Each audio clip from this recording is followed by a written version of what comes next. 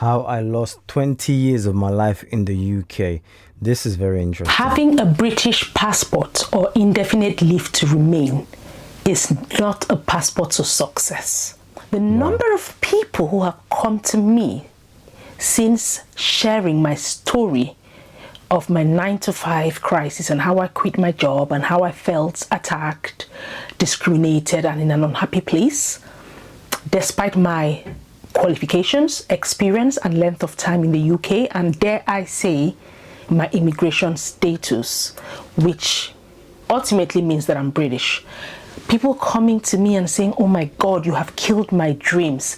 If you're struggling being British and you've been there for so long, what chances do I have? You guys should stop sharing a negative picture about the UK. People are doing well. And I just thought, you know what, I need to address this. Normally, I don't address all comments, but when you come to my inbox, I address it, okay? Let me try and make this as friendly as possible. People who aren't in the UK, who don't live in the UK, they understand zero in regards to what's going on. The cost of living, all of that. They think we live in heaven. They literally think food, money and all of that, it just comes out the trees. You can go grab it. You know, why are you being so stingy? Why aren't you sending money back home? For all my Africans or people who live in the UK, you know exactly what I'm talking about. If you're British, then you might not get it. You just might not get it. And it will take too long to explain. But let's carry on. If you're listening to this video, you are, say, late 30s or even mid 30s, you've already got a life abroad, especially in Africa. The biggest people who come to my inbox are Nigerians. We have some Ghanaians, some Kenyans, from everywhere. You are having an okay life. You have a job, you're skilled in your field, and you have decided to move to the UK because you can apply for a skilled visa or you can go through OCS or whatever the processes are nowadays. And your dream is to come and settle here with your whole family. Let me give you this message. Please do this with no expectations for financial success in 2025. I am going to start from the beginning. Now, I honestly feel like the worst thing that has happened to us like a continent is the constant attachment to success by living overseas or having the flexibility to travel overseas. I'll talk about the flexibility because for me and a lot of us watching this video, we came abroad with a different plan in mind. I'm not going to talk for you, but for myself, I came here as a 20-year-old 20 years ago, or over 20 years ago, and I had dreams to come and study and go back to my country and give back or get a job or settle. 95% of people who came here then had big dreams to go back home. This same issue of most people telling you, oh my God, you're already there. Don't dare come back. Don't come back home before you have your papers. You will be frustrated if you could not go back. Just stay there first, persevere, do whatever it takes and have your papers. That is why a lot of people immigrated and never went back. The net immigration numbers went up and there are a few success stories. However, do you know the number of people whose dreams were killed? Because there is the extra issue of facing discrimination because of how you look, how you sound, not being able to adapt to the culture, being looked as a misfit at work, and then losing your confidence and settling for less. Because when you waste so many years, okay, you study for 2 years, maybe 3 years or 5 years, you keep doing any cost to keep you here till you can jump on the next opportunity to renew your visa. So people have even gone through the routes of being here illegal for 15 years just to have the papers. Let me ask you, once you have the papers, what is the end goal?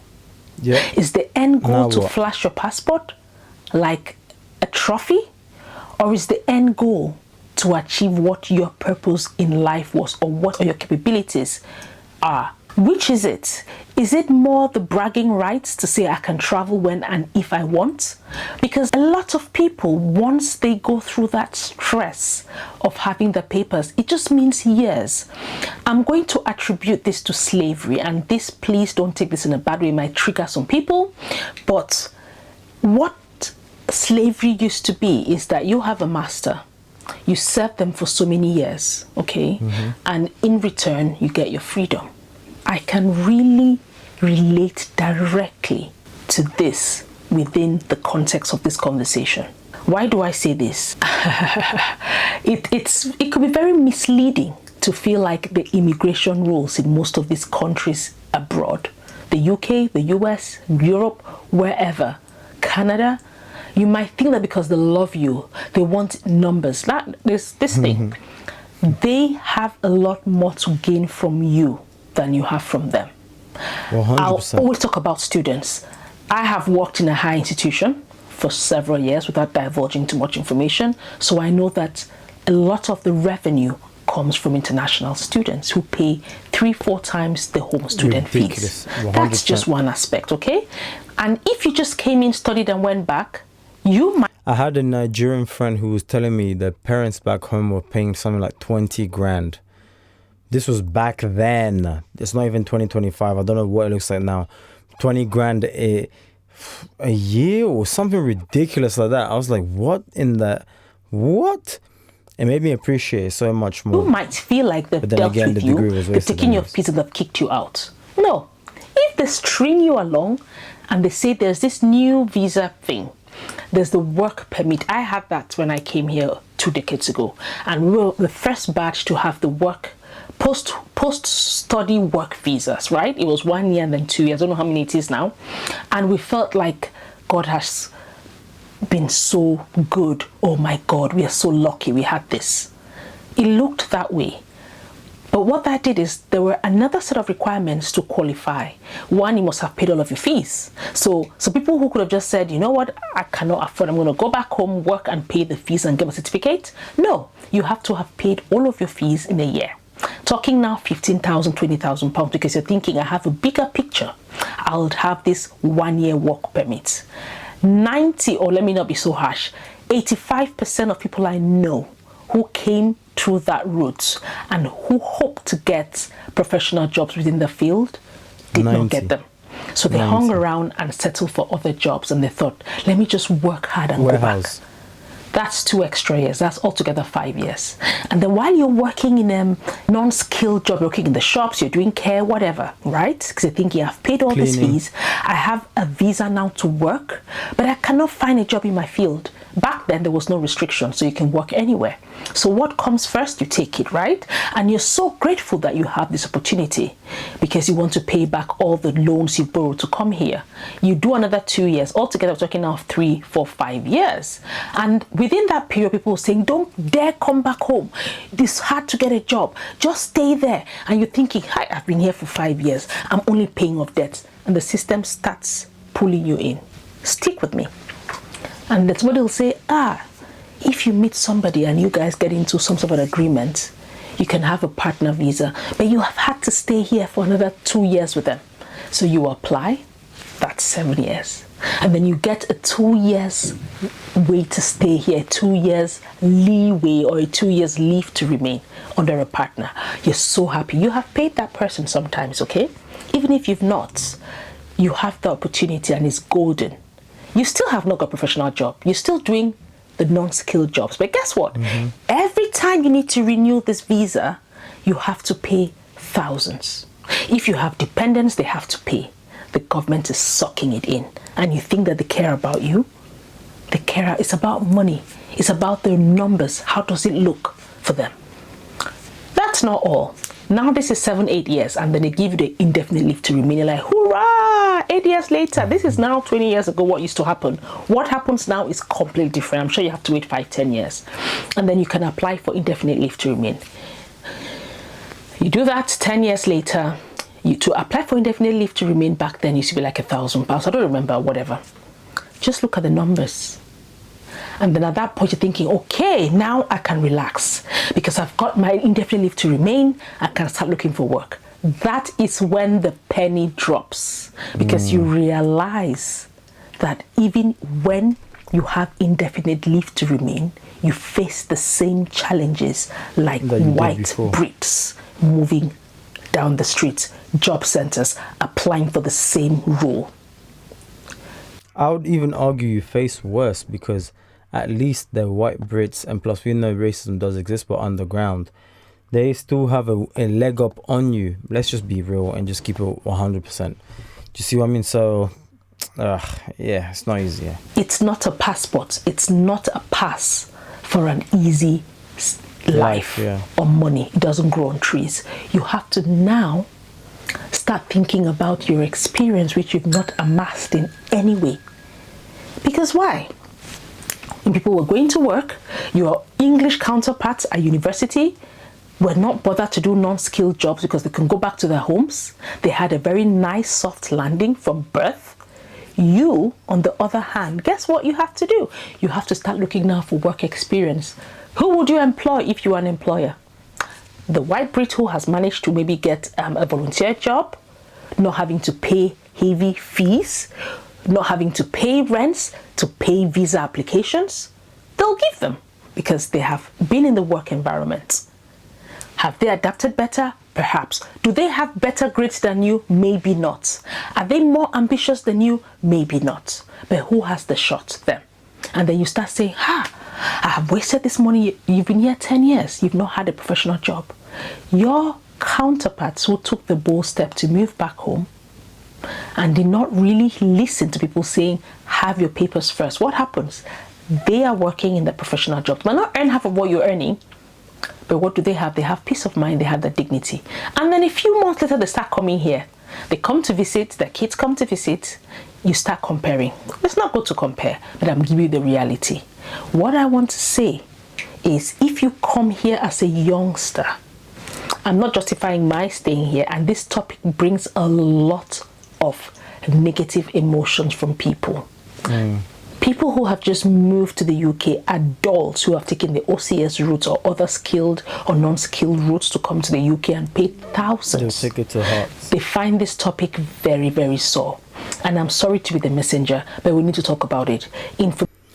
And it's normal though, because they haven't gone through what this lady Lawless Diaries has gone through, and how some of us have gone through it, where you've seen the light, you've seen, you know what they say is like, it's very hard to relate to someone who's lost a family member because you've never lost one, so you don't really truly know what it feels like.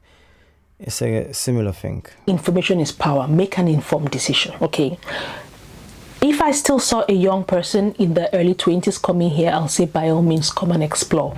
But if I saw a family of 5, somebody who has a good job back home, maybe has investment properties, has a decent life, and they fall in this falseness, in this fallacy to think that when they come here, everything will turn to gold.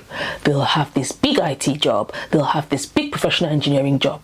Think again. Look at the stats. Look at the numbers. I have always been in professional roles. I have always been in the corporate world, but it's not a secret. I've had work issues and I'm currently in the job market. I can tell you guys that one job comes out and in 3 hours, there are 130 applications. In 3 days, there's 600. I have spoken to a lot of recruiters. Don't be fooled. People are leaving the UK. Brits are leaving to go to other countries, business people. Don't think that coming to the UK in 2025 as an adult to start afresh, you would get the British passport if you need to. Yes, you can persevere 5 years, 10 years, 15 years. If you're coming as an adult in your 30s, this is you working till at least 60.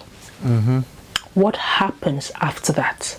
A lot of us who came here very young are thinking to go back because we've stayed our time. We've done the time. We've served. It feels like your master has released you. It feels like when prison. you're British, you can choose to go back and start afresh. But if you're coming in your 30s and 40s, how long do you want to be with chains? How long do you want to serve your master, the immigration people, to pay back and go? They are taking your freedom for the length of time in exchange for a stay, which is not even guaranteed. Because to get indefinite leave, I think it's about 10 or 5 years, I don't really know. To get your British passport now with the new rules is about 15 years. Wow. Do you want to carry on in the cold, being unhappy, running noses on the bus stops with jackets, with kids, doing the jobs that will make you feel very, very big, this big. If you're about to travel, think about it. Think properly. Make a decision that you will not regret. Don't go selling your property, leaving your jobs, and coming here, because honestly, it is a very bleak situation. I keep saying this, if you want to kill the messenger, by all means. But I can tell you that this is not the be-all and the end-all. You know what's ironic or what's sad is most people who watch this video, they watch this lady who's gone through this. I've got a similar experience. And it will go through one ear and exit out the other ear. What do they know? I don't know. Maybe we've gone through it. You know? Somebody will watch this video. What do they know? Oh, at least they've experienced it. And then with this very same person 15, 20 years later complaining, cost of living, this place is bad. Why do you think so many Brits are leaving as well? So I'm not bad-mouthing anything, but I'm a realist at the same time. And you have to be honest with yourself. You have to analyze the chessboard and see, is this a losing position? You need to place yourself in a winning position, at least in a position where you're more advantageous. So I see the point that she's making. If you've got a really good job back home, things are working out. Like it's not the worst, it's not the best, but like you're doing well. Like you can put food on your table, you can allow your kids, or you can put your kids through school, blah blah blah, all these things. I will tell you, think carefully, man. Think carefully, because you're viewing people. Don't shoot the messenger, as she said, but you're looking at people with experience, who've gone through it. I wasn't born in this country. Please don't let this accent fool you. Oh wow, what do you know? You're British anyways. Please don't let this accent fool you. I wasn't born in this country. I came here. So I've seen everything. I've gone through the school system and stuff like that, and I can tell you, there's a reason as to why my British friends are leaving the UK. Because they're struggling, cost of living, rent, food, everything, you name it. Moving to Thailand, moving to all these different places. As they say, don't shoot the messenger, but the choice is yours. In fact, be honest with me. Let me know in the comment section down below. What are your thoughts in regards to this? I'm open to reading a bunch of people's comments and seeing what's going on. But these are some of the comments on her video, and it's there for yourself. You can go through it yourself and see. You know, this woman is talking 100% facts. Only people in the diaspora will understand. And you heard everything that I just said, right? But people outside, I'm telling you, they see this is heaven. This is heaven, like you've made it. You're living life. Very true. Everything you said is actually happening. This is from a white woman. I believe so. It could be just a different DP or display picture. But look, let me know your thoughts in the comment section down below. Like the video, and I'll catch you guys on the next one. God bless.